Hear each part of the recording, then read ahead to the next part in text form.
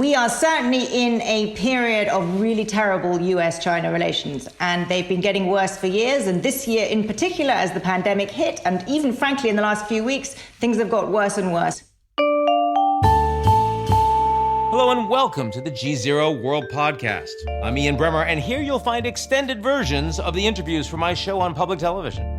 The US-China relationship has devolved to its most dangerous point in decades on nearly every front: technology, trade, defense, human rights, pandemic response. Today, I'll dive into all that and what the future holds for China on the global stage with Zanny Minton Beddoes. She's editor-in-chief of The Economist.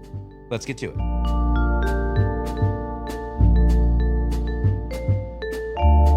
This GZERO World Podcast is brought to you by Walmart. Around the world, Walmart aspires to use its strengths to transform the systems on which we all rely, setting ambitious sustainability goals, supporting the communities we serve, and creating development and advancement opportunities for our 2.2 million associates. Learn more at corporate.walmart.com/global responsibility.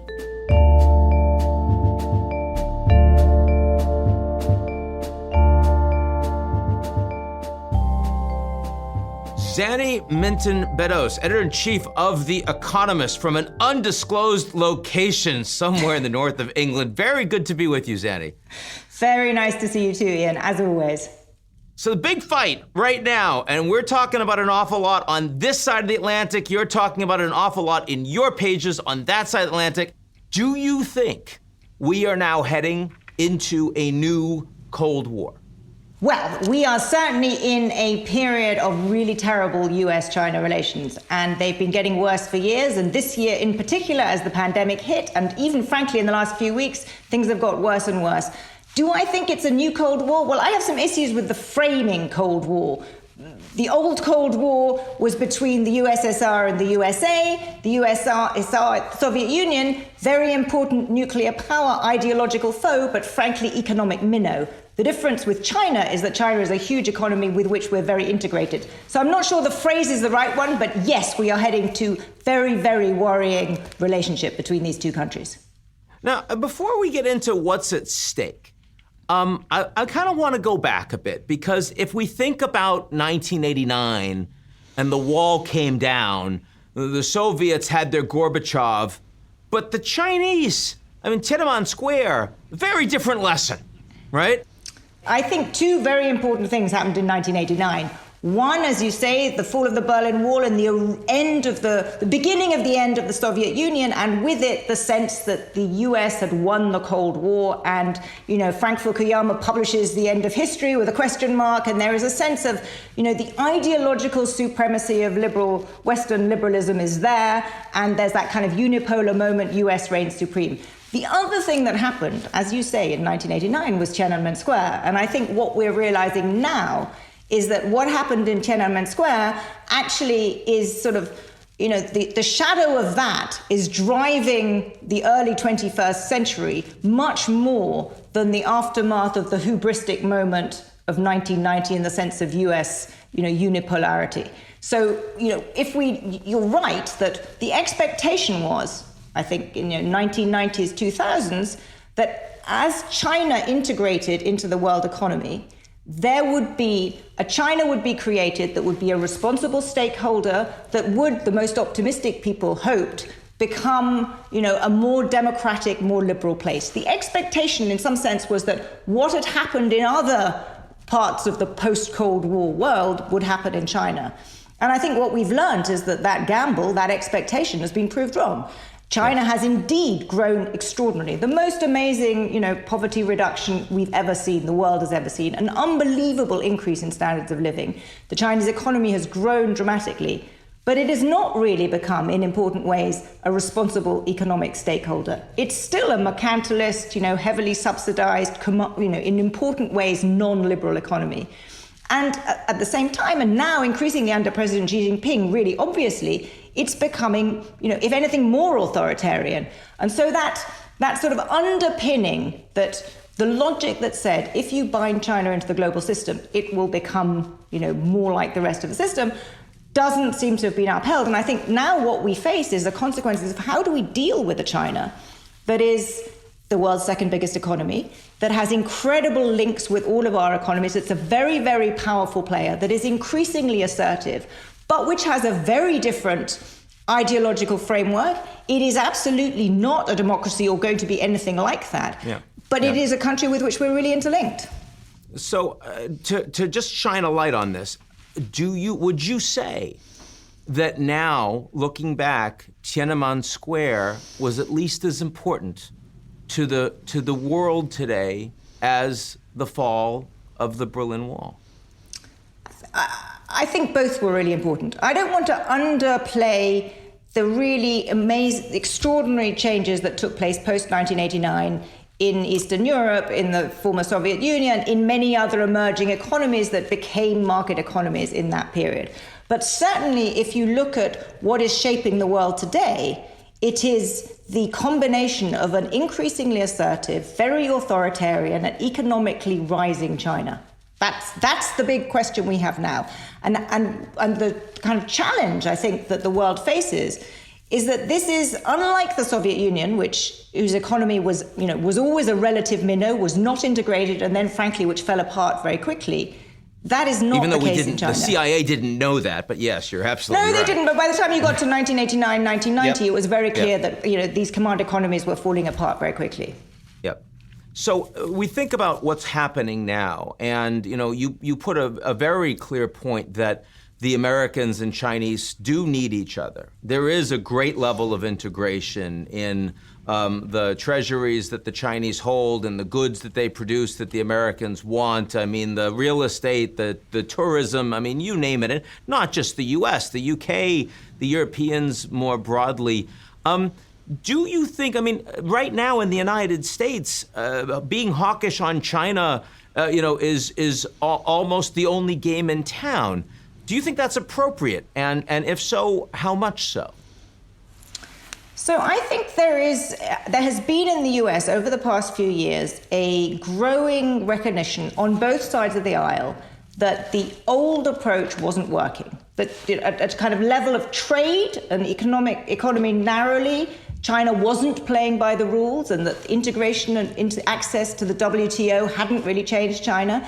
At the same time, it was, catching up very dramatically and very rapidly in technology. And it was, it is an authoritarian regime. And so there was a kind of, realization in the US of all those three put together that rather than being a kind of strategic partner, America suddenly thought of China as a strategic competitor, and a rather worrying one.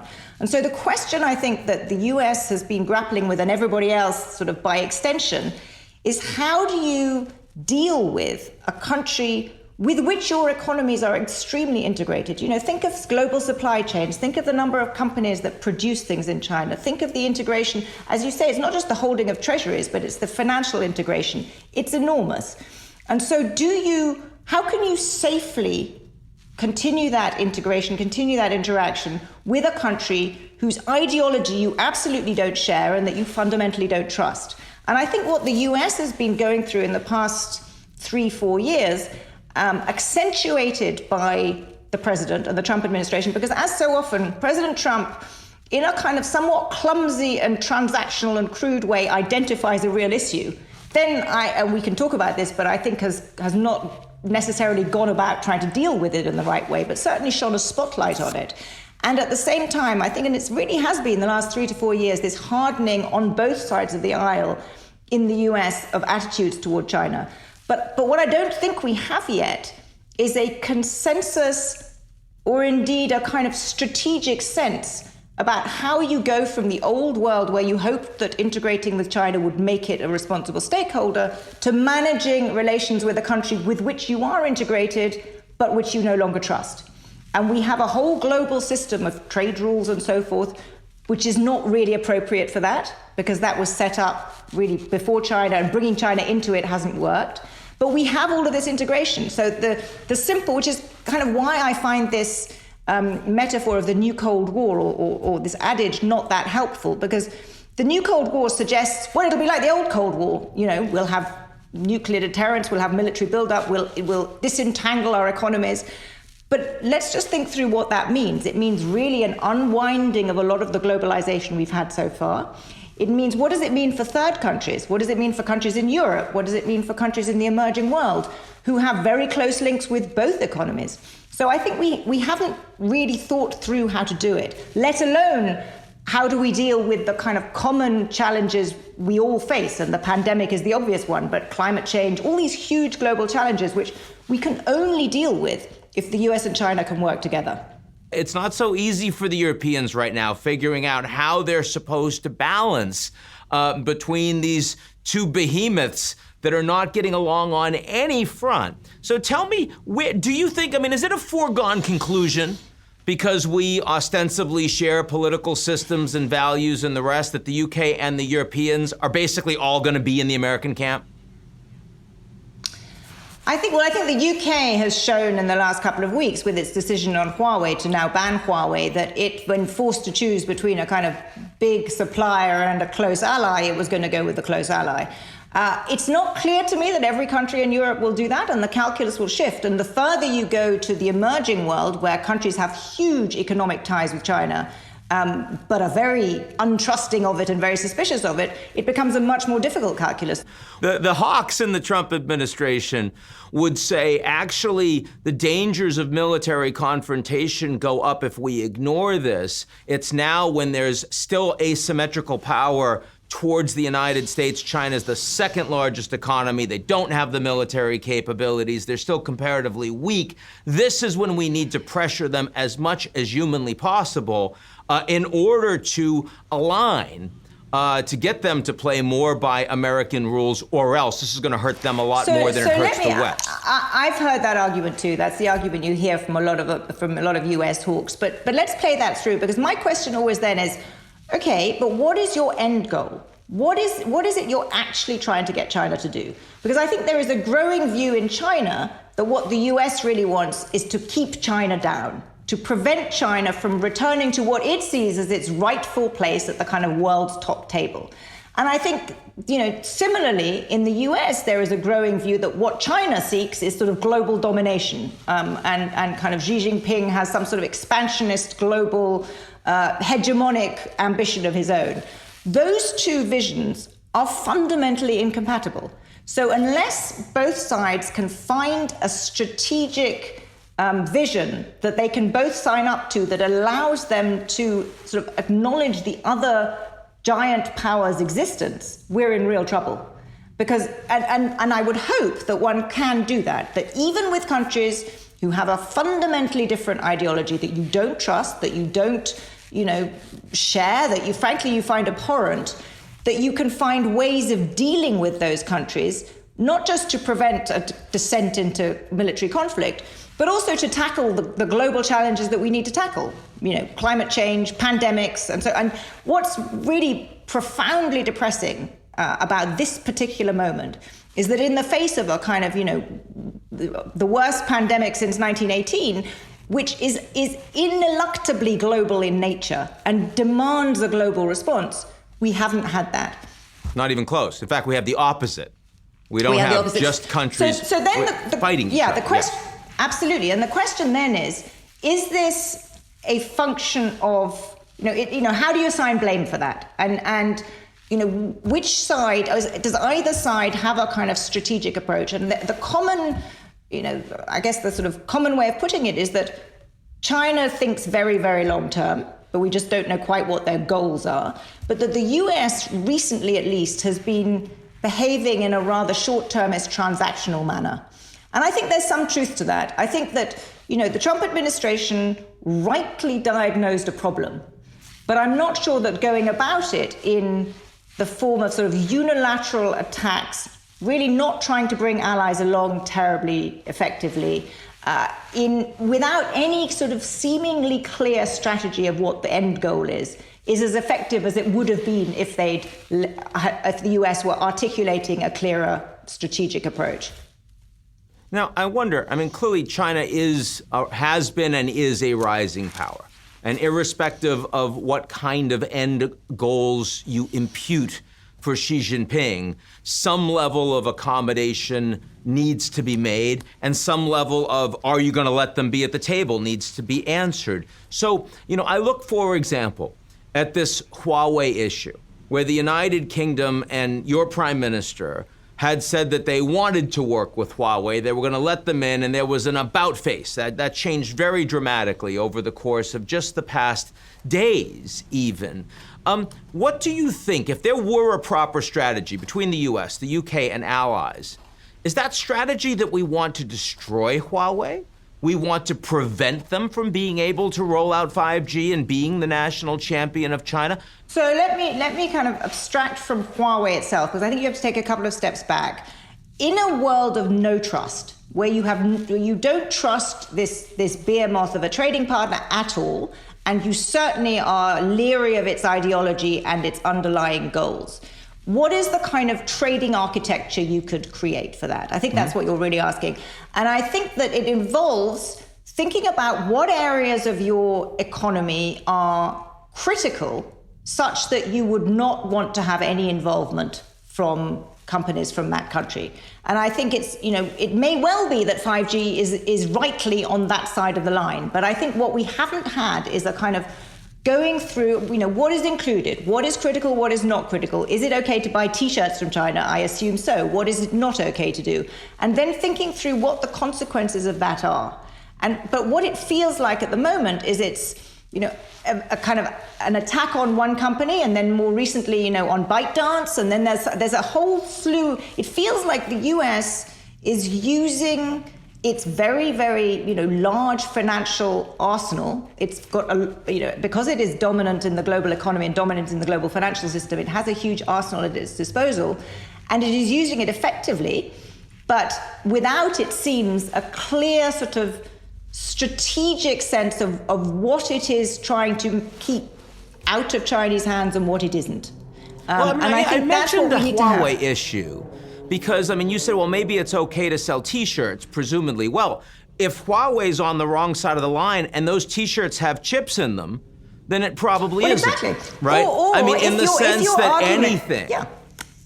If your argument is that having Huawei infrastructure in your 5G is dangerous because, it is unclear what they do. Some parts of it are made in China. It's going to become harder now. One part of the argument was that because of the recent US sanctions, the oversight of Huawei infrastructure that the UK had pioneered. The UK has, for the last few years, had this special office that essentially looks at all Huawei infrastructure to make sure that it is okay.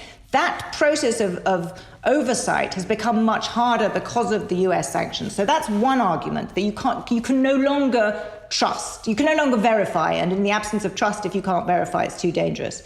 But the second is that you have to think, well, what about Microsoft or Apple, who's produces a huge amount in China? What is it? What can we actually produce there? If we can't have any form of integration, that involves a much, much greater decoupling, both of software and of hardware, than I think anybody has thought through. The most extreme version is that you have to have two tech ecosystems, separate hardware, separate software companies, completely different.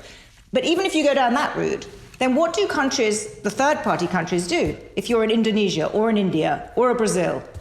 They'll have to choose. There's no question. But you put your finger on something we hadn't talked about yet, because we've been mostly framing this in terms of governments. But you mentioned Microsoft, you mentioned Apple, and of course, one of the big changes here that has really underpinned what we've seen in the United States and Europe is that so many of these private sector corporations, big corporations that had been voting to give their technology to the Chinese for decades because they wanted access to the market, are suddenly saying, we're not so sure we have a future in China, so we want the government to take a tougher line. While you have some companies, Tesla, for example, Elon Musk, that are still saying, no, we're all in China and don't come after us.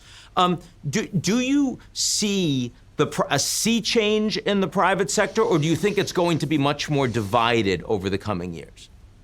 I think it's going to be more divided. I think it's going to depend on where your main markets are, on what you're doing, on how big and important the Chinese market is for you. So I think a conglomerate based in Asia will have a very different outlook to one based in the UK, certainly in the US. But I suspect that what we're seeing is the US itself is increasingly off limits to Chinese companies, I think, of all sorts, and that the US will be a sort of outlier. But the bit that will be tricky is what happens, what happens in Europe, what happens in Africa, what happens in the fast-growing emerging markets. If we're thinking, not 1 year, but 10 years, what are we trying to create here? And I'm sure you would agree that we will lose a huge amount if we undo the trade links, if we undo the efficiencies that have come from an integrated, globalized world economy. And it's not simply a case, and I think sometimes people think this, that you can just split things up, China one side, the US the other, and everything. It's not. It's a fundamentally different world. And it's one that, I'm not naive at all about China. And what we haven't talked about yet is, how much this is predicated on China continuing in the way it has. Because one thing I think to bear in mind is that it's perfectly possible that the Xi Jinping direction for China is not one that will last decades. So, the gamble that doesn't seem to have been a good gamble thus far may yet pay off over time, but I certainly wouldn't stake anybody's national security on it. But But it as may you yet said, turn out. No matter where you come out, the development of a strategy is going to imply at least some level of decoupling, some level of saying there is a line beyond which we should not be engaging. And wherever you draw that line, because of the integration of these two economic systems, you're also talking about a line that unwinds some of the globalization that has been so critical, an ideology that The Economist in many ways has been founded on, right? That has driven so much wealth, so much opportunity, especially in the West.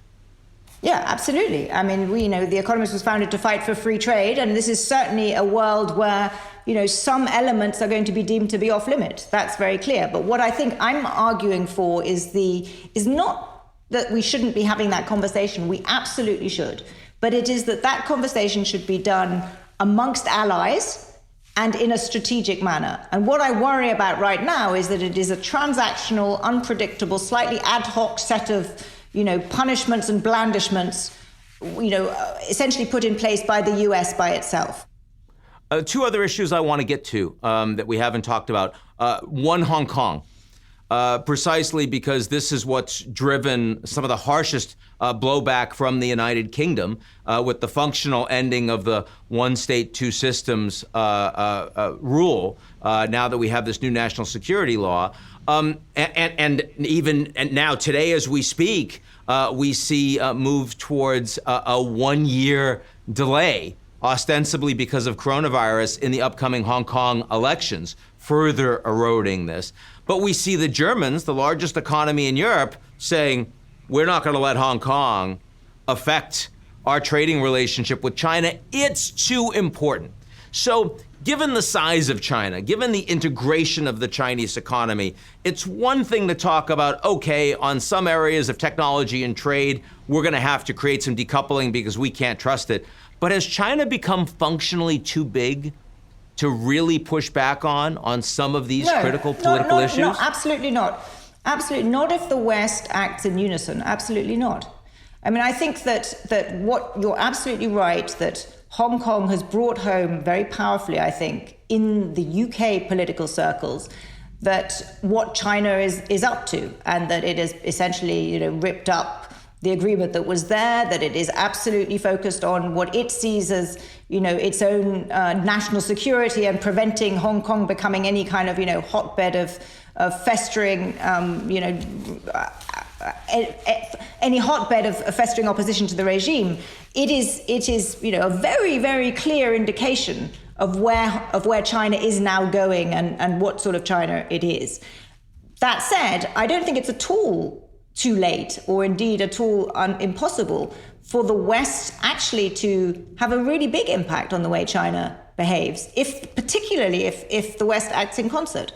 But what I think is much harder is, the US is big enough that the US can make a difference with, individual actions, whether it's against individual companies or sanctions and so forth. And one thing that the Trump administration has achieved is a real sense that in China that, this hurts when the US acts. So I'm not, I think that there's been a really important role played by the US in the last few years. But what I think we haven't had is the development of a sort of strategic perspective. And I think that's what we need. And that strategic perspective would ideally include the West acting in concert. Allies. Just as, the West did when we created the existing global trade rules.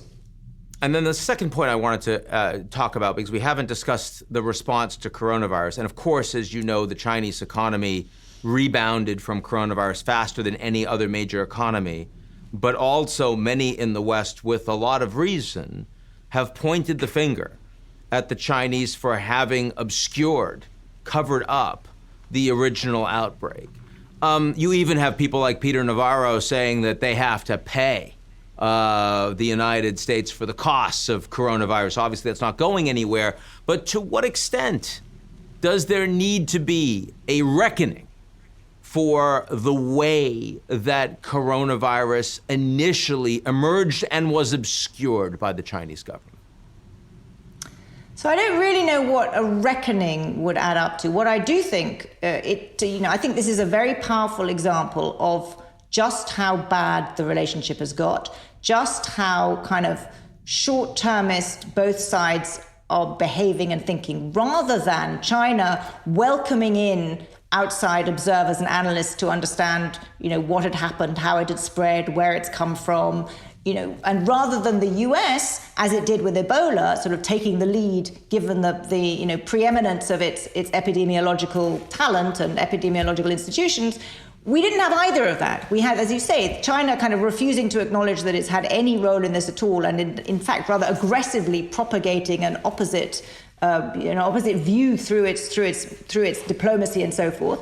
And we've had, President Trump talking about, Kung flu and all of those kind of things. So, both sides, I think, are to blame for the fact that this has been, a pandemic from a multilateral perspective has been appallingly handled. So I'm not sure that, a reckoning sounds to me like a kind of, let's pin all the blame on you. Rather than pinning blame, I think it is much more like, how can we work together? There's an enormous amount that we need to work together on. It's not just getting a vaccine, it's making sure that the vaccine is globally available. There's a huge amount of stuff still to do. And, one would hope that you would have, the world's two biggest economies working hand in glove. And I think actually, in the science area, there is much more cooperation, but the political theater is deeply negative. So yeah, China absolutely bears a lot of blame for that, but it's not just China. Zanny Minton Beddoes, thank you so much. Great to be with you. Thank you. That's it for today's edition of the GZERO World Podcast. Like what you've heard? I hope so. Come check us out at gzeromedia.com and sign up for our newsletter, Signal. This GZERO World Podcast is brought to you by Walmart. Around the world, Walmart aspires to use its strengths to transform the systems on which we all rely, setting ambitious sustainability goals, supporting the communities we serve, and creating development and advancement opportunities for our 2.2 million associates. Learn more at corporate.walmart.com/global responsibility.